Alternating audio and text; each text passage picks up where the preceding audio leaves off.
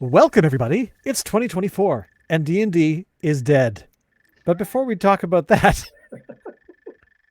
welcome to Two Wizards, where a couple of old guys like to talk about D&D and give you ideas about how to have a better time at your table and to do cool stuff cuz it's a game and that's what it's meant for. There are no etched in stone rules that need to be followed without fail. Because I never did. I'm sure you never did. So, guidelines. Hi, Andrew. It's 2024. How are you? I'm pretty good, Shane. I'm learning about some of the challenges of living in the suburbs. Uh-oh. Yeah. What's So, happened? well, one of the main challenges is getting a haircut. I mean, we've been here 2.5 years, and I know a week or two is like, you might have to book a week or two ahead. But now it's a month Right. ahead. You got to book a What? month ahead. Good Lord. When I Yeah. when I get my haircut, I just waltz up to Main Street and Yeah. there's like four barber shops sort of within about 3 or 4 blocks of each other, and I just kind of Yeah. waltz in. Mainly because they're generally fairly empty when I go. Yeah. Yeah. I'm not anywhere near Main Street. I have bears and cougars and Oh, coyotes, packs of coyotes howling at the moon, actually. yeah, we have that as well. We have a large construction pit that's been empty since 2020. They had a Wow. bunch of, stuff there. The Yeah. pandemic started. A very large fleet of flatbeds showed up. All the Yeah. construction equipment left. And now we have you can actually see them just wandering around down at the bottom. I don't know what Wow. they're doing down there, to be honest, but because there's nothing to eat or anything. But still, Looking for road hey, runners. exactly. Ah, that's what that big archway painted on the side of the spray concrete on the wall. Hmm. Okay, I You get it didn't now. notice anvils lying around the streets or anything. Honestly, I'll go get Yeah. some video and we'll check it out. But it's 2024. I'm assuming you Yeah. had a great holiday and worked diligently every day without fail on the No, I slept Kickstarter. the whole time. Nice. Yeah. I did Yeah. I did some extra napping. When the sort of the week leading up, everything sort of went quiet, and it's like, all Right. right, Right. now it's time. Yeah. I That's heard awesome. one of the local radio guys talking about how his favorite time is from Christmas to the till when school goes back, and I Yep. have to agree because there's no the presents are all done and the dinner's all done for the most part, and you can just lie around, watch hockey and rugby. Nah, Did not a school lot just of, went back yesterday, right? Is that correct? School uh just returned, yeah. Yeah. and so they had because it was they went right up to the Friday right before Christmas, and then Yeah. so a Yeah, couple it of was weeks. one of the Wow. latest breaks ever, but that means that it goes really far the other way, obviously. And they have so little school now. They have another day off in like a week and a half. And then there's that new holiday they have now, Family Day in February. Right. And then they have 2 weeks off in March for spring break. Like they're never in school. There's like 3 weeks of school throughout the entire semester. It's crazy. It's something like 5 weeks of school until the beginning of April. That's all there is. Like And are you glad that you retired from such a profession? I am actually. Well, I do miss the teaching part of it, Yep. but yeah, I don't miss all the other stuff. There is a ton of other stuff to be considered as well. Yes, there is. Yes. But now all you have to do is worry about Kickstarters and making sure that sales are going out the door and all kinds of cool stuff like that. Yeah, I don't really get into the worry part because it doesn't really work. I just try to do the next thing. Nice. So yeah, so Well, the because first thing, the work speaks for itself. So if there are people looking for stuff yeah, and they see this podcast or go to your yeah. website or see you on social media, it's all good. I think it's fine. Totally works. So, what's going on with D&D? You sent me some videos. I checked them out, and now I'm scared. What happened? What happened? Well, quickly, I should mention the Kickstarters, Oh, yes, sure, because sure. I've told people we will update them on this on these shows. So just very quickly, the dungeon book um, is actually being printed now. Very exciting. So yesterday I started sending orders off for the first dungeon books to go. Most of the first ones will be for the U.S., Canada, and the U.K. Okay. And it's our sixth book in the monster series. 123 new monsters in 7 different kinds of dungeon settings. So you can see it on our website. You can still pre-order the book, and then it will be on drive-through in about 2 weeks, 10 days, 2 weeks. We'll release it to the public. We will want to make sure we get Cool. most of our Kickstarter backer books out. So we started doing that. And the new Kickstarter for the World of Mir, we're finishing the manuscript still. Right now it is about 210 pages and 72,000 words. Oh, wow. Yeah, so I'm working on that. And then Phil, the cartographer, is finishing off the maps. He's almost done with that. And Travis, I just gave him today the descriptions for the chapter covers. So each chapter in the World of Mir book, there'll be 9 chapters, basically one on each continent. They'll have a full page art piece. Neat. Yeah. So our topic today, as you mentioned, is a year after the OGL debacle and what is going on with the game. We should really be celebrating because the game is 50 Yeah. years old this year, which is a little bit younger than me, but not much.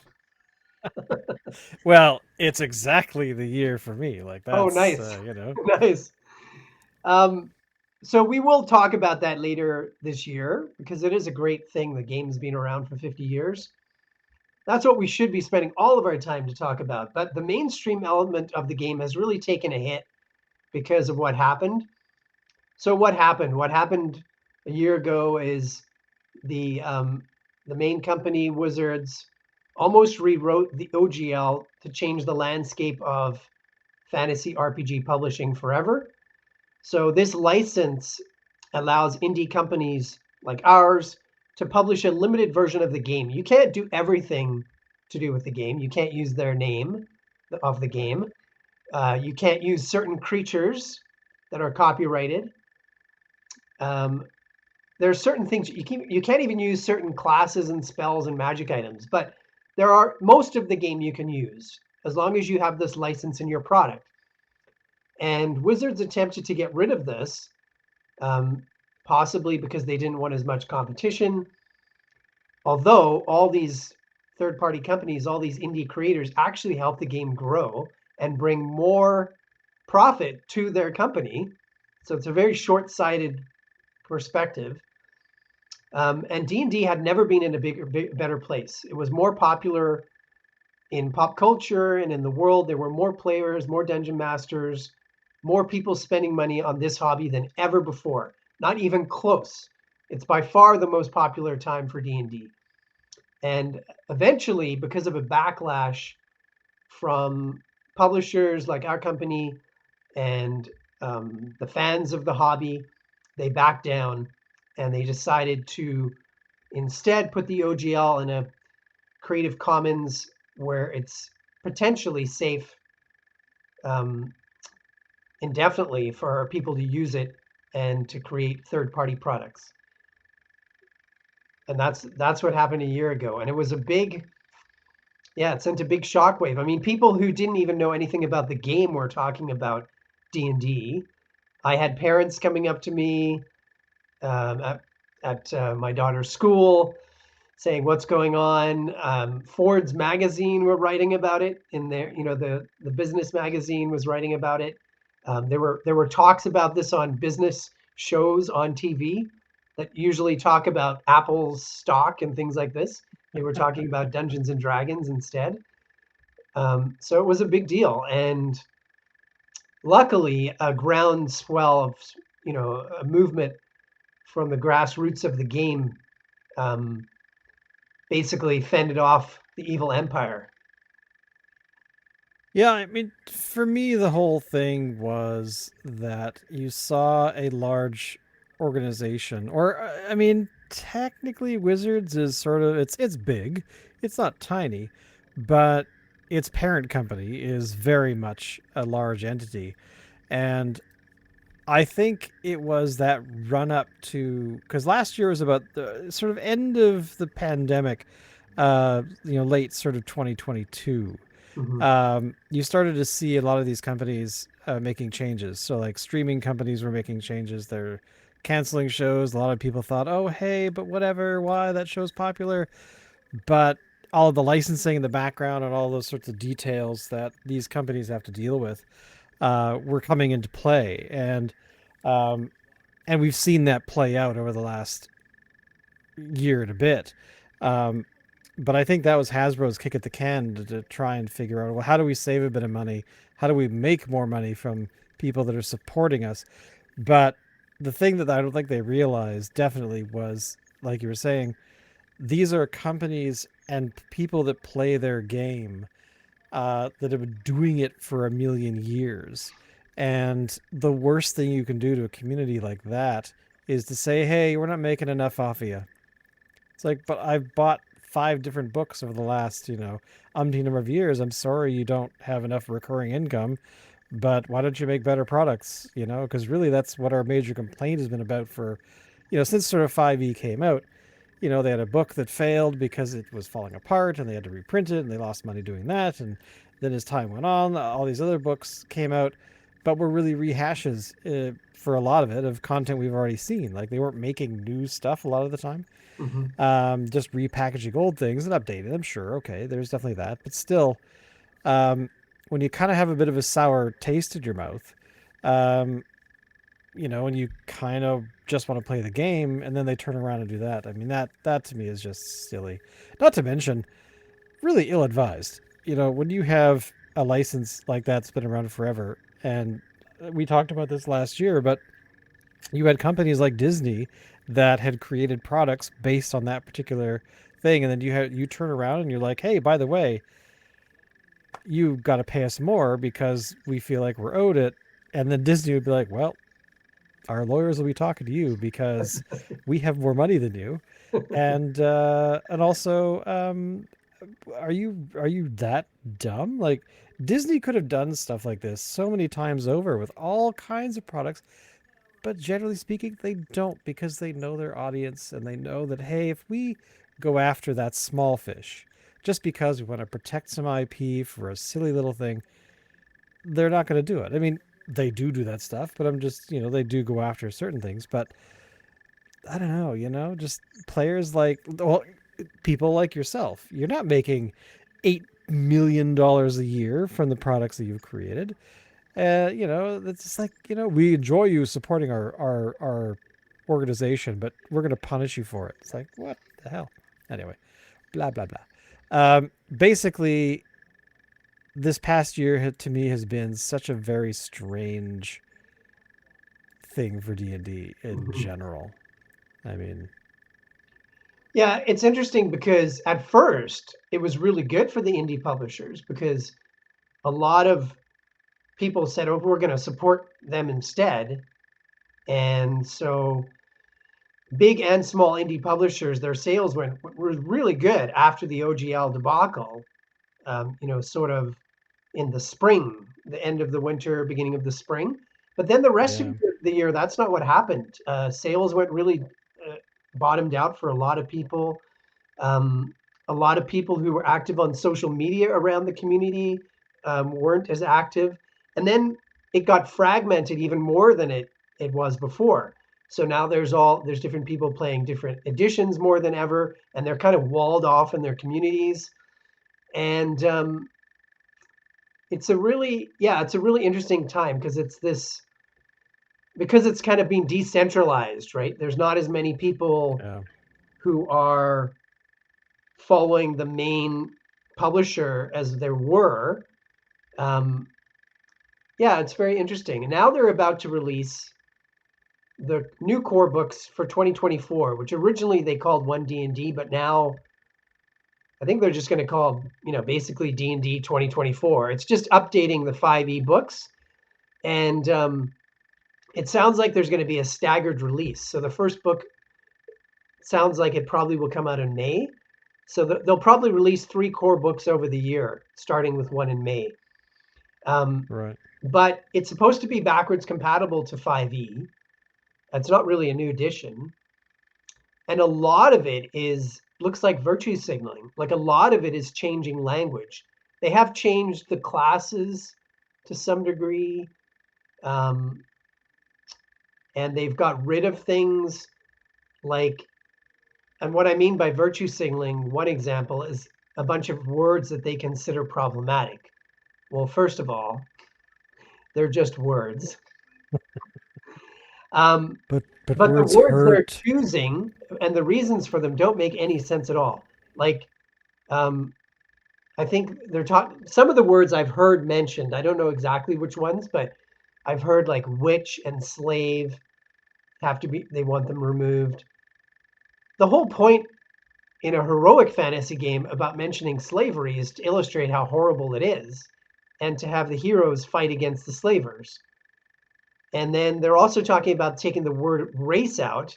So when you see elves and dwarves and humans, they won't say race, which, I mean, technically, race is not the best word to describe those groups in this game, but it's the word they've used since the 70s. Yeah. And the word race is not racist. That's ridiculous. That makes no sense at all. There's nothing racist about it. And they're not even races. I Um, mean, it's fascinating because I mean, as much as I would like to say that, yeah, reviewing stuff and updating it to, current standards or current vocabulary or whatever, I think is fine, but not because of the reasons are wrong. Um, like there's no, I mean, like you said, there's no reason to change. These are different races from this particular fictional universe that has been around for a long time. Like you and I, we actually call them species half the time. You yeah, know, they're more, in some ways, they're more species, although I've heard some arguments that that isn't exactly the exact term that could be used. But, another one thing they're talking about is taking out all the half breed races or the demi-humans, saying that that's yeah, racist. Well, that makes no sense either. There's nothing racist about having that. In fact, not allowing it sounds like that's exclusionary. That sounds like you're basing things on race. So it's some very strange decisions. And there's a new adventure that was put out. I'm not sure if there's even a physical copy of it, but I think it's on D&D Beyond. It has another terrible name.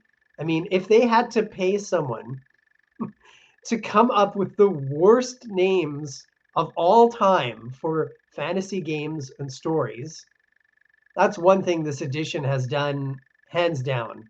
I mean, there were some doozies back in the day, but this one I think is called the Peril. Oh, it's so bad. I will look it up. I'll look it up right now. oh, I But I gotta know. yeah, it's it's another crazy name. And in this adventure, there's all this advice to dungeon masters about how basically forget about the game and just do things that will make your players feel comfortable and safe and they'll have fun instead of like actually playing the game, like letting the dice say what happens. That is the game. So Yeah. it's the term jumping the shark definitely comes to mind for me. Let me just look up the new this new adventure, in Peril in Pinebrook. Seriously? Peril in Pearl in Pinebrook. Pinebrook. It's up there with the Lost Mines of Fandelver. Like Fandelver, that's the best setting name that you could. That's the best settlement name you could have come up with. Fandelver, Fandelver, Wow. Fandelver sounds like an elven ranger, maybe. Like it is not a good name for a settlement. And Peril in Pinebrook, that sounds like My Little Pony adventure. It sounds like where you live. Yeah, exactly. Yeah. And Haircuts not in being able to Pinebrook. get a haircut when you want to, that they could actually make that into an adventure. And I'm sure they would love to advertise that. There'd be no combat and there'd be no slavery involved. And we'd make sure there's no half elves because people get upset. Wow. And That there'd be no witches because apparently that word is problematic too. So they would be female wizards. you better That cancel everything about the Marvel universe then. Like there are so many characters that have the word witch in their name. Um, well, the ironic thing too, I think, is that a lot of what 5e's done too, if you look at all the adventures, they glorify the evil creatures over and over and over. So when D&D started in the 70s and in the 80s, it was a game about heroic adventurers fighting the forces of evil, right? But what does 5e do? For okay, so at the beginning, Strahd came out. The adventure was Strahd, so they're glorifying the vampire. Then they have the adventure or the book with the oh yeah, the Waterdeep adventure with the Beholder. So now they're oh yeah, yeah. glorifying the Beholder. Then they have a Hell adventure that glorifies devils. Then they have the Witch book, um, Tasha's Cauldron, which glorifies the evil witch. Actually, I'm not sure if she's evil, but that's the archetype that they're focused on. Yeah. Everything is about glorifying the dark characters, and I find that an odd choice personally. It's that whole classic, I mean, if you've read I don't know, a story in the last, 10,000 years, you would know that there's this idea that there's a good versus evil struggle. And D&D taps into that and always has, where the people playing the game are in theory supposed to be complex characters that are generally heroes in an adventure that Mhm. are trying to stop or defeat some sort of evil plot or destroy some sort of evil mastermind of some like it makes no sense that suddenly that the sensitivity readers are going through gaming materials and saying, well, you can't have that struggle between the light and the dark. You just can't because people don't like the dark. They're going to be scared of it. Okay, then what are they going to do? I don't know. They should all go to the suburbs and search for haircuts because that's safe. You're not going to get attacked by a vampire at the barber shop. I mean, come on. The Well, that's stylist is, you know, yeah, but that's the we. Again, I think that's the strange thing is that they're upset about words and upset about um, well, mostly upset about words. Really, when it comes down to it, a lot of it is the wording, and yet, you know, they have one adventure with a giant's head chopped off on the front. Um, you know, they can have they've had several books about vampires where their activities are glorified and you know you get every detail about it, and they have all these incredibly dark creatures, and that's okay. Like they sort of had this one picture of Vecna that's like a lich with its body, its skin's like all turned inside out. And no, I'm not saying that evil creatures aren't part of the game, or that the dark elements are not part of the game. It is part of the game. I'm just saying that the idea of glorifying them is an odd choice. well, I suppose we need to cancel Tolkien now because, he talks a lot about good and evil and all kinds of stuff. And I think there's a what's it called? A dark lord who likes to kill people just because he's bored. All these sorts of thoughts run through my mind. So, could you imagine a sensitivity reader going through any fantasy book written in the last 5,000 years? I mean, are you kidding me?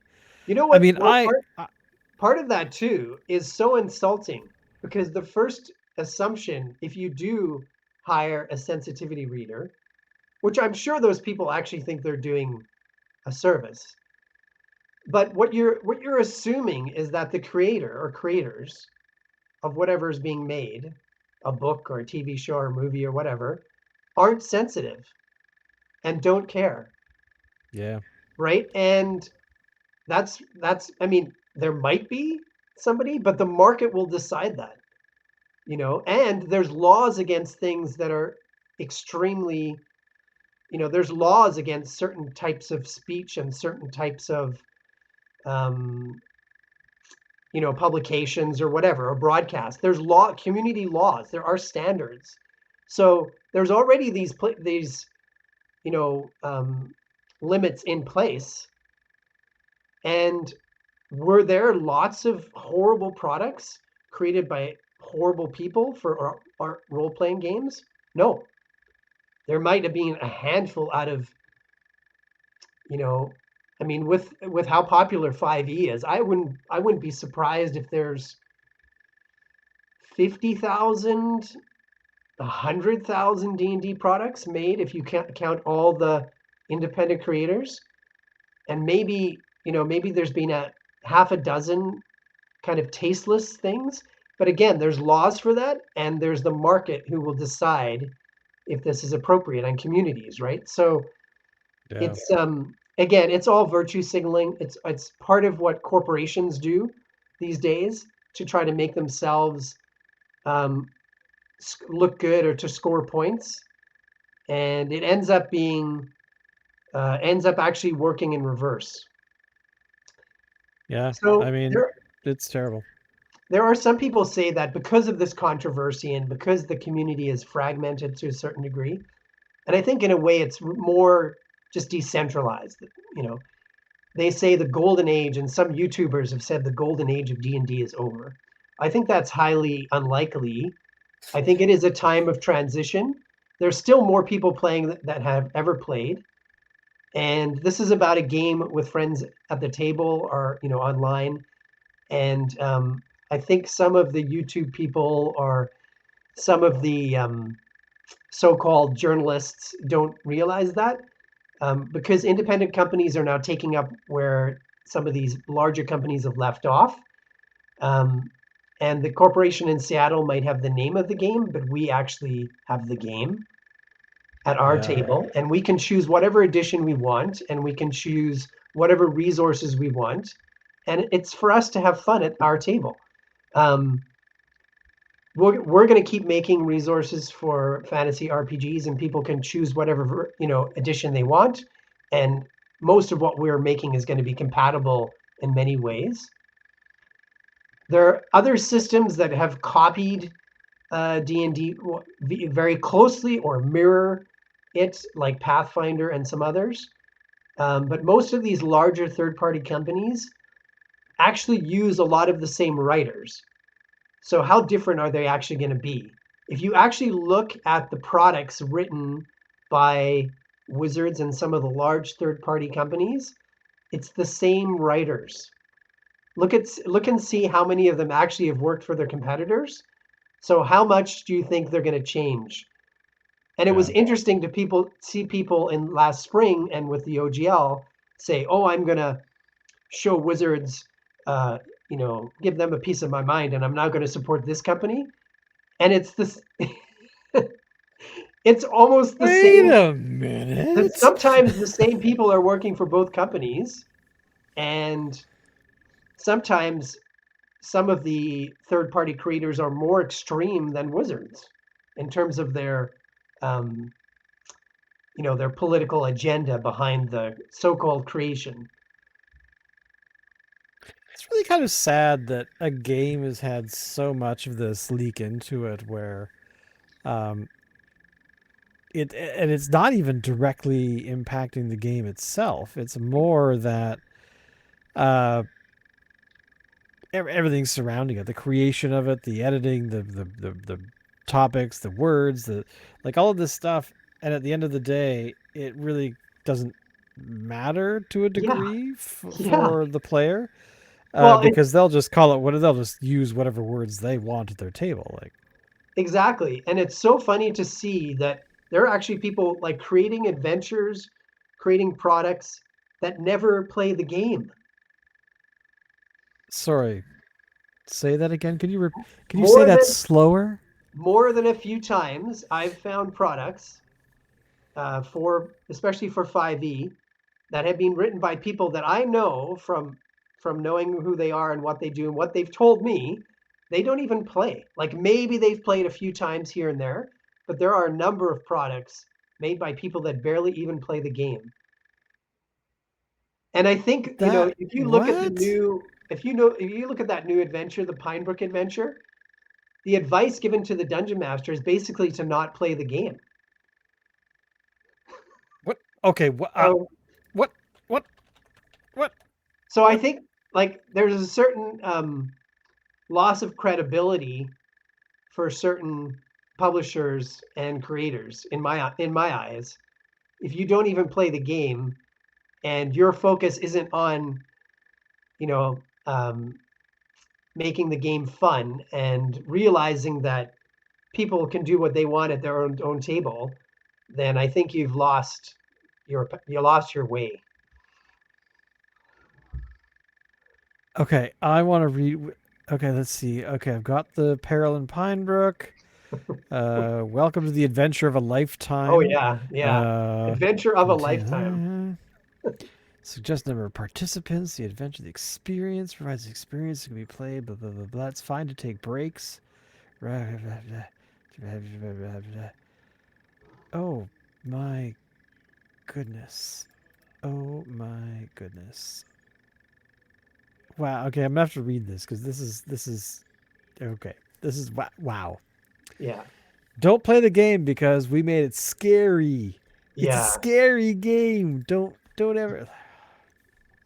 That's ridiculous. I mean, yeah. It basically says like things. I think I will get you all of. I have it saved on my computer. Some of the passages that other people have posted, but things like if it gets difficult, you know, um, maybe I think one of them actually says like send in a good dragon to save them if they're in trouble. Um, Basically, fudge the rolls. Um, yeah, and I think if you're not playing the game, if you're putting out something for the game and you keep telling people don't play the game, that's a little strange. it does actually kind of like what are they trying to hide? The conspiracy theory hat is now on. What is Dungeons and Dragons trying to hide when they don't want you to play the game, the product that they publish themselves? Well, because they're trying to basically have, try to keep everybody as happy as possible, and that's not the point of the game. It's supposed to be the challenge is the fun part of the game. If you make it this easy, um, it's not that interesting anymore. Well, yeah, because I mean, who wants to play a game where if your character gets killed off, unfortunately, that you can just go and cry and go home and take your dice with you? I mean, why would I play a stupid game where there's risk involved? Risk for a There's no fictional risk involved. character. You're Risk made of for a character. fictional. Yeah, exactly. It's like, You're made of character. but Yeah, their mental state. They might actually learn something about how the world is not just puppies and cuddles. I mean, come on. yeah, yeah. It's going to be we're so interesting. we're so resigned. I was like, oh, so yeah, the game Well, has no, gone to I'm not. hell. I'm not. I'm resigned to the fact that some segments of the community and the main company have lost their way, and I don't think that there's a way that they're going to find it back. Um, but I do. The good thing is that there's so many creative people out there that so much territory has now been abandoned that there's more opportunity than ever if you can deal with the landscape of challenge. Like printing is expensive and shipping keeps getting more expensive. But if you can find a way to make it work, I know there are people who do that. Um, there's more opportunity now than ever to to create something unique because so much of the fantasy landscape has been abandoned, and even the game itself, like you know, to follow the rules of the game, the heart of the game, and the essence of the game now is something radical. That has given me some ideas of some things I'd like to do now. Now that there's, because I've had all these ideas rattling around in my head, and you're right, there is an opportunity for third-party publishers to go out, make their own thing, and not be beholden to any particular system. To actually Yeah, make something that's fascinating, interesting, slightly different, little twists here or there, a little twist there. right. Um, because people are hungry for that kind of stuff. Because I think one of the hardest things that a lot of players and a lot of DMs have is actually spending time creating a world that the players can inhabit. So if they don't want to be in Faerun, or if they don't want to be in another world, they could create their own. But then, there's probably what, a good dozen worlds out there with different little twists and turns here and whatnot. At least that I can sort of think of that I have played. I'm sure there's more. I would hope there's more, but there's room for everybody at the table, I guess, as it were. Yeah, I mean, again, it's your table. You can do what you want. I don't think actually there's that many really good settings. I mean, or ones that have a lot of substance to them. I mean, that's one reason we made True. ours. Um, like I think Greyhawk. I like some of Forgotten Realms, I guess, and it's very popular for sure. Um, yeah, it definitely. I mean, in some ways, it inspires me to come up with, like I said, products that make use of all this territory that has been abandoned, right? Um, and we have done that. A lot of what we've done has been based on that. Like the new dungeon book, that really is a book that goes back to the heart of the game and dungeon crawling and and the heroic adventure. I mean, the book starts out with showing you a party of heroes, and then each of the chapters has a page for one of those heroes in the party. And the whole book is designed like that, to focus on the heroic adventure and to focus on the traditional dungeon crawl. Although that's just one element of the game. Yeah. Yeah, and I think making adventures is really exciting because for me, a lot of the good adventures are from first edition. Although I don't have a lot of knowledge. I've looked at some of the second and third and fourth ones, but my favorite ones are still from first edition. And we're going to definitely use that as our inspiration when we start making those once the World of Mir book is done, which will probably be next month in terms of the manuscript. Nice. And I've laid out about 8 or 9 adventures already. The basically the you know the the summary of the adventure. Sweet. Yeah, and in some ways, that's the most exciting thing. I mean, all of this is about telling stories in different ways, and the adventure is where it becomes the most dynamic in terms of storytelling. Now, if you were to create your own set of rules for the game, would you actually embark on that to create a new set of rules of how to do a tabletop role playing game? Yeah, I thought Or do you about think that. people are too familiar with wizards? Yeah, I did think about that. I have done a basically, you know, my idea of a system, a simpler system. I would make it simpler for sure. Um, but I think for now, I think that the D20 game is, has such a wide audience, and that the new D&D audience and the new core books are going to be backwards compatible with 5e anyway. I think still the majority of people would be playing 5e or a version of it. And I think games that are close to that, those are the kind of games people are going to be making and playing. And I think all of our resources match up with that.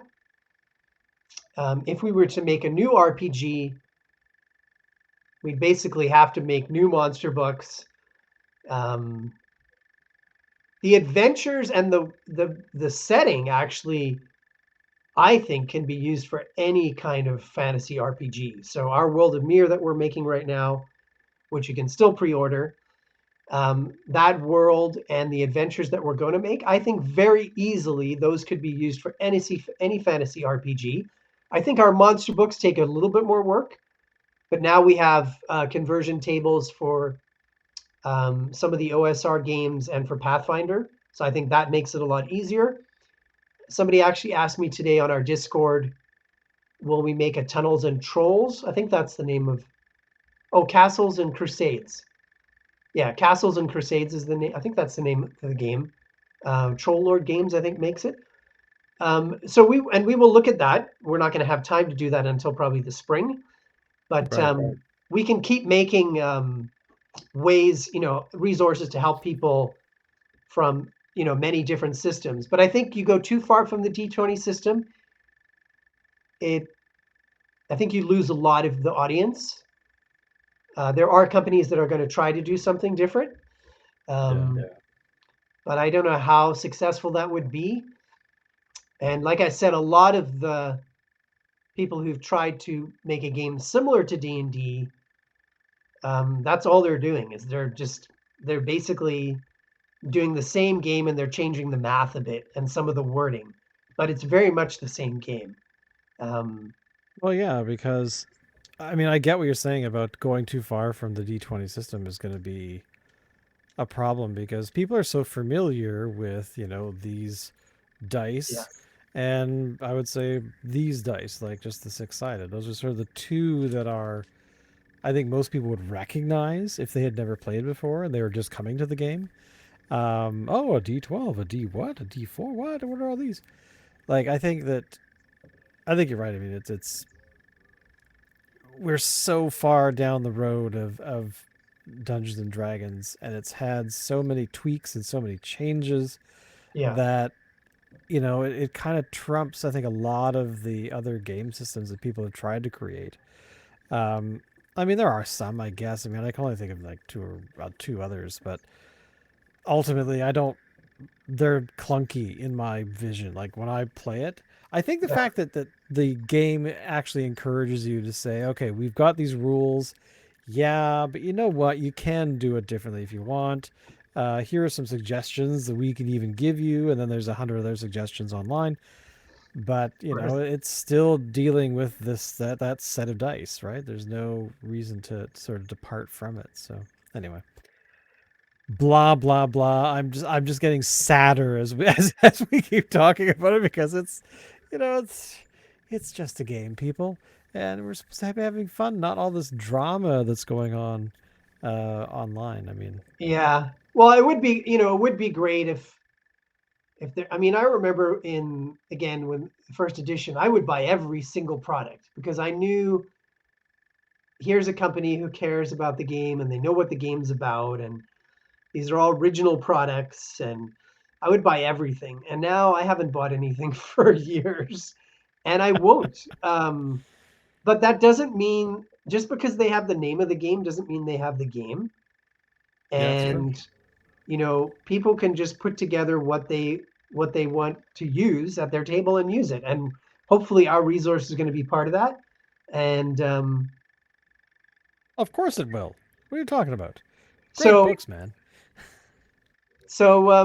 I think it's just power is getting decentralized. There are some people who still think that this year these new books will sell and that it will be very popular. Maybe, um, but it's all compatible with 5e. So, if you don't want to, and 5e is online for free.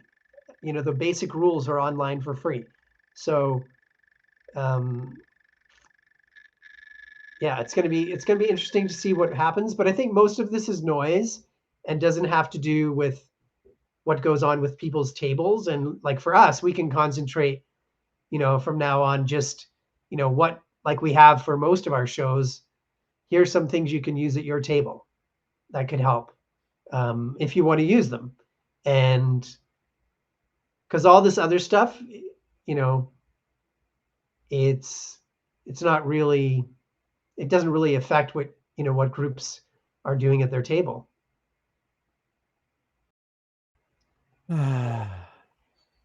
I just want to play the game. That's really all it is. This of those videos that you sent me just recently, and a couple of the other Hmm. ones over the last few months, where we've been sort of watching the pseudo pulse of D&D online. It just, Hmm. it just makes me sad. It's like, come on, guys, why are we all doing this? This is not necessary.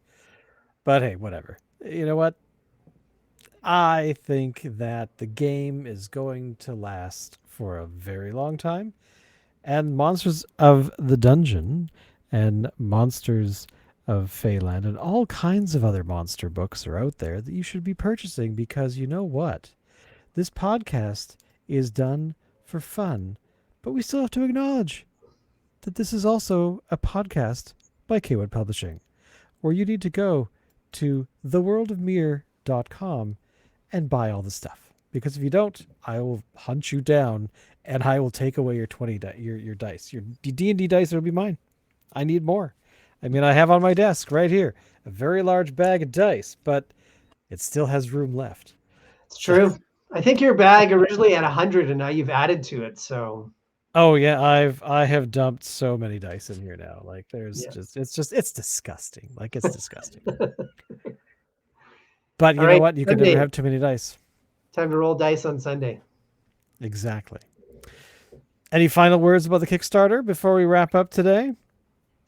Um, I'm just doing, one day at a time, working on the Mirror book, and then when I have time, sending off more of the dungeon books.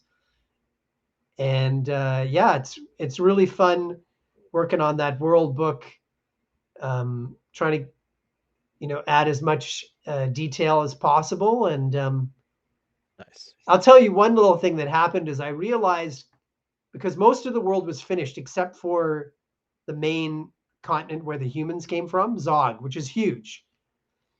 And I realized at one point that I copied the name of a village from the continent of Mir onto Zog. And I Whoops. was just about to rename the Zog village a different name. I'd already written what the village was like and, basically the information, but I'd used a name I'd already used. And then I realized I'm not going to change it. It's the same village.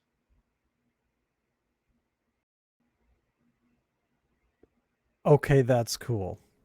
It has somehow, because of what Oswald Mears done with space and time, the same village has suddenly appeared, has gone from one continent to another continent. The same group of people live in the same village, but one group has arrived now in a completely new world. That is one way to solve a problem. I gotta say, creativity. Creativity, people. This is the birth of something brand new, where it's a, what do we call them? The happy accidents, Yeah. where, things like that. You're kind of like, oh man, I got to go back through the, oh, wait a minute. What if I just make this small tweak? Oh Well, yeah, I that totally remember works. when I was one class that I was teaching, we made this big mural out, sort of like, well, a big piece of paper, and they'd drawn a huge scene on it. And at the top was Winnie the Pooh with a balloon that one kid had drawn, and the Cool. poster tore. This big sheet of paper, it tore near the top, and they were very upset about this. We were putting it outside the classroom, and then I looked at it and I said, "No, this is an opportunity." And then I just tore the Winnie the Pooh character a little bit more, and then I placed it above the paper and taped it onto the wall. And then we left the rest of the whole illustration up on the wall, so it looked like the Winnie the Pooh character had broken away from it, was now floating up towards the ceiling. So yeah, That's awesome. and I remember that kid being very pleased that, oh wow, yeah, it's not, this is not a terrible thing. This is, so yeah, there are things that can happen, and suddenly you have something brand new. I gotta say that kind of makes me smile. That's really awesome. Yeah. Well, I want to thank everyone for watching. I want to thank everybody for listening. We do this for fun, and it's great. And of course, if you'd like to support Cawood Publishing at worldofbeer.com, that would be gratefully appreciated. And of course, where can people go to get to pre-order the next book? There's a thing called something kit, Yeah, or am I wrong? we'll put the links below for the Monsters of the Dungeon book or for the World of Mir. And yes, through the backer kit pre-order, you can order those books even before they're finished. Although the dungeon book is printing now. Nice. The error that you found was has been repaired. Yes, Excellent. yes, yeah. That added an extra 3 weeks or so, 3 or 4 weeks. Yeah, maybe three Well, weeks. So well, I'm looking forward to getting my hot little hands on it because I kind of want to check this one out in more detail. But again, thank you all. We'll see you next week when we talk about how D&D is being sold to Kwood Publishing. Bye. later.